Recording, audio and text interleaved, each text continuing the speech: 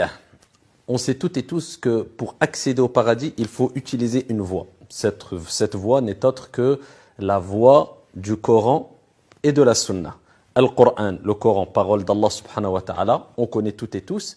Et la Sunna, c'est quoi la Sunna? On entend parler souvent de la Sunna, mais quelquefois on a peut-être tendance à négliger l'importance de la Sunna, dû soit à notre manque de compréhension concernant la Sunna, notre manque d'amour vis-à-vis du prophète sallallahu alayhi wa sallam ou autre. Qu'est-ce que la Sunna? La Sunna, c'est le modèle, l'exemple, la voie qu'a tracé, qu'a eu le prophète Mohammed sallallahu alayhi wa sallam. Si tu veux en d'autres termes pour donner une image un peu simple, la Sunna, c'est quelque part les dents d'une clé qui te permettront d'accéder au paradis. C'est pour cela qu'Allah subhanahu wa ta'ala a voulu que quand on appelle à l'acte d'adoration le plus aimé auprès d'Allah subhanahu wa ta'ala, qui n'est autre que la prière, quand on appelle les musulmans et musulmanes à accomplir la prière, al-mu'adhin, celui qui lance al-adhan, il dit « Ashhadu an la ilaha illallah » mais aussi « Ashhadu anna Muhammadan Rasulullah ».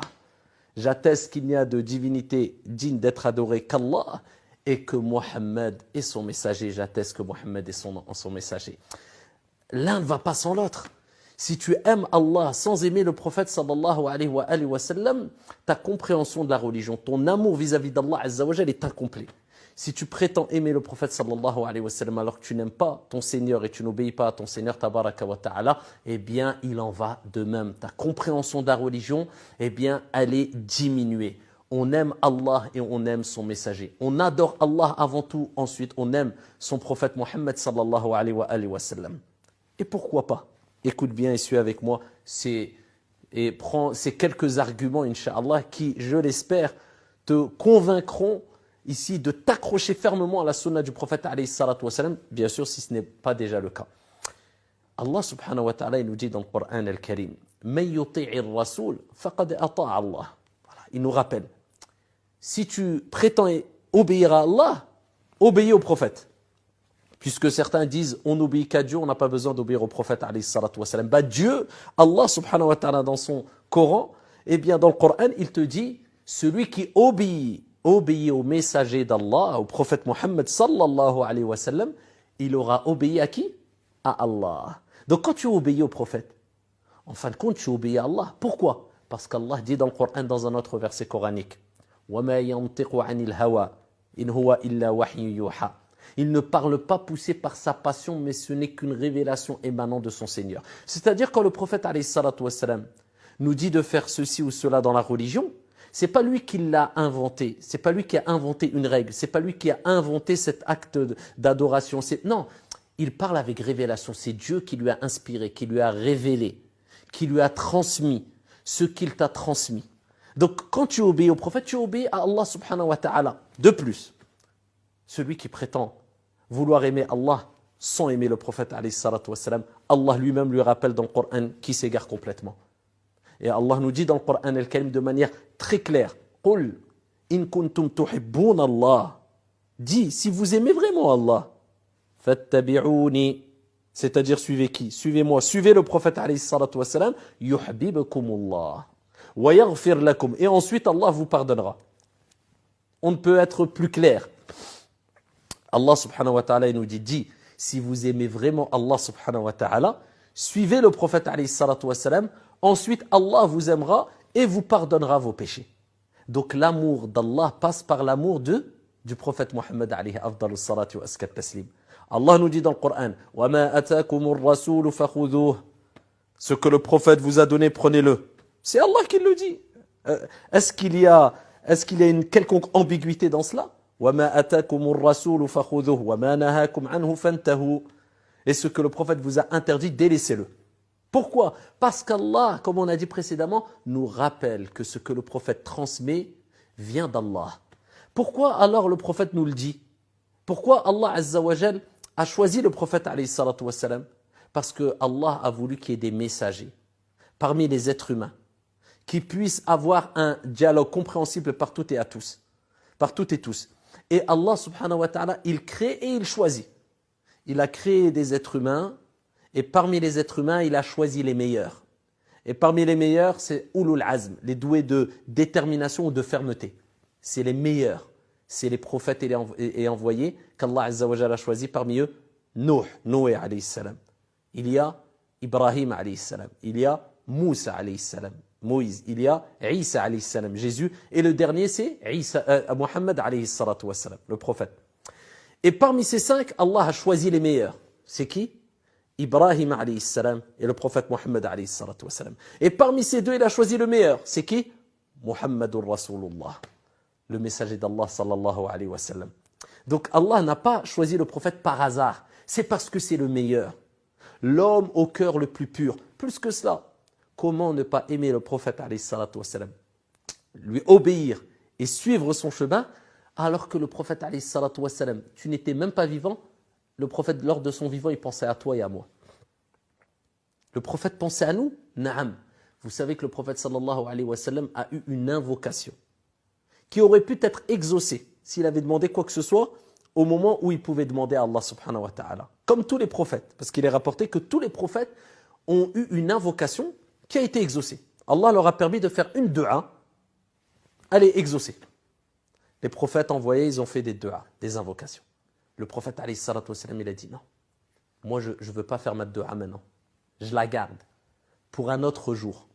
Pour quel jour? Pour le jour de la résurrection pour ma communauté. Il n'a pas pensé à lui, il n'a pas pensé au moment présent, il a vu loin, alayhi salatu wa sallam. Comment ne pas l'aimer? Alors que lui, il t'a aimé, il a pensé à toi. Le jour de la résurrection, qu'est-ce qui va se passer? Écoutez bien, le jour de la résurrection, cette journée terrible, remplie d'angoisse et d'anxiété, comme le prophète alayhi salatu wa sallam l'a dit, les gens seront perdus, les gens seront apeurés, et ils courront vers Adam alayhi salam. Et je vous abrège le long hadith, et ils demanderont à Adam d'intercéder en leur faveur, de les aider. Ils diront, ya Adam, intercède pour nous. Tu es le premier homme, Allah t'a choisi, regarde dans quel état nous sommes, aide-nous. Et Adam alayhi salam rappellera qu'il avait mangé du fruit défendu. Et il dira, aujourd'hui Allah s'est mis en colère comme il ne s'est jamais mis en colère et comme il ne se mettra plus jamais en colère. Idhabu ila ghayri nafsi, nafsi, nafsi. Partez voir autre que moi. Et il dira, moi, je ne peux rien pour vous. Les gens seront apeurés. Ils vont courir vers qui? Vers Noé. Noé, alayhi salam, tu es le premier messager. Tu es le grand serviteur reconnaissant. Intercède pour nous. Regardons la situation dans laquelle on est. C'est le jour de la résurrection. On a peur, on est anxieux, on est... Et Nuh alayhi salam dira, idhabu ila ghayri. Allez voir autre que moi. Aujourd'hui, Allah s'est mis en colère comme il ne s'est jamais mis en colère et comme il ne se mettra plus jamais en colère. Allez vers autre que moi. Allez voir Moussa alayhi salam. Et les gens courront vers Moussa alayhi salam. Oh Moussa, Moïse, intercède pour nous, tu es Moussa alayhi salam. Moussa, Allah lui a parlé directement. Et qui te dira qui est Moussa, Moïse alayhi salam? Et avec cela, alors que c'est un grand envoyé par Allah Azza wa Jal, il dira la même chose. Nafsi, nafsi, nafsi, moi. Idhabu ila ghayri, allez voir autre que moi. Allez voir Ibrahim alayhi salam. Et les gens courront vers Ibrahim. Et la même chose, Ibrahim alayhi salam dira nafsi, nafsi, nafsi, moi. Il pensera qu'à lui-même. Il va dire la même chose. Allah s'est mis en colère comme il ne s'est jamais mis en colère et comme il ne se mettra plus jamais en colère. Idhabu ila ghayri, idhabu ila Isa. Allez voir Jésus. Les gens courront vers Jésus. Jésus, aide-nous, intercède pour nous. Et Jésus dira la même chose. Il ne pourra rien pour eux. Le jour de la résurrection. Yawma yafirru al-mar'u min akhihi. Le jour où le frère fuira de son frère. Wa ummihi wa abihi. De son père et de sa mère. Wa sahibatihi wa banihi. De son conjoint, sa conjointe et de ses enfants. Tout le monde sera apeuré. Et Jésus dira, nafsi, nafsi, nafsi, idhabu ila Muhammad sallallahu alayhi wa sallam. Il dira, allez voir Muhammad, notre prophète, le dernier des prophètes. Et le prophète alayhi salatu wa sallam dira, ana laha, elle est pour moi. Vous savez, quand je vous avais dit, l'invocation du prophète, il l'a gardée pour le jour de la résurrection, c'est pour ce jour-là, pour que toi et moi, eh bien, on ressente un certain allègement, incha'Allah. Le jour où les gens courront vers les prophètes et ils ne pourront rien pour eux. Le prophète alayhi salatu wassalam, il dira, allez pour moi, allez pour moi. Il ira se prosterner sous le trône d'Allah subhanahu wa ta'ala et glorifiera Allah subhanahu wa ta'ala une période qu'Allah aura décidée. Et ensuite Allah dira au prophète, Ya Muhammad, irfa' ra'sak, wasal tu'ata, washfa' tushaffa'. Oh Muhammad, lève ta tête. Demande, on acceptera ta demande. Et intercède, on acceptera ton intercession. Qu'est-ce que tu veux, oh Muhammad? Et là, le prophète dira, Ya Allah, ummati, ummati, ummati. Ma communauté, ma communauté, ma communauté. Et Allah acceptera que le prophète vienne à notre aide. Que le prophète intercède pour nous. Comment ne pas aimer le prophète sallallahu alayhi wa sallam? Comment ne pas suivre sa voie? Comment ne pas respecter quand on entend le prophète Muhammad sallallahu alayhi wa sallam a dit? Le prophète nous a recommandé, le prophète faisait ainsi, le prophète nous a interdit ceci et cela. Comment ne pas respecter la parole du prophète Muhammad alayhi salatu wassalam qui parle par révélation, par inspiration divine? Alayhi afdalu salatu wa askat taslim. C'est ça la sunna, toujours se renseigner. Qu'est-ce qu'a dit le prophète alayhi salatu wassalam? Et ceux qui veulent se contenter du Coran, eh bien ils s'égarent complètement. Tout simplement parce que le Coran ne donne pas tous les détails pour pratiquer correctement sa religion. Allah nous a ordonné de prier dans le Coran, aqimus salah. Mais est-ce qu'il nous a dit que tu dois faire salat subh avec 2 rak'at, al-asr avec 4 rak'at, al-maghrib avec 3? Non, c'est qui nous l'a expliqué? C'est le prophète Muhammad alayhi salatu wassalam. Le prophète a été envoyé aussi pour nous expliquer entre autres le Coran, pour nous donner des détails, pour nous montrer le bon exemple. Et suivre la sunna, la voie du prophète, c'est pas suivre simplement son aspect physique. Parce que certains pensent que suivre la sunna, c'est simplement savoir est-ce que le prophète avait une barbe ou pas. Oui, il avait une barbe, je mets une barbe, ça y est, je me contente de cela. Non, non, non, non, non. Le prophète, alayhi salatu wassalam, c'était le comportement par excellence. لَقَدْ كَانَ لَكُمْ فِي رَسُولِ اللَّهِ أُسْوَةٌ حَسَنَةٌ. Allah dit dans le Coran, vous avez dans le message d'Allah un excellent exemple.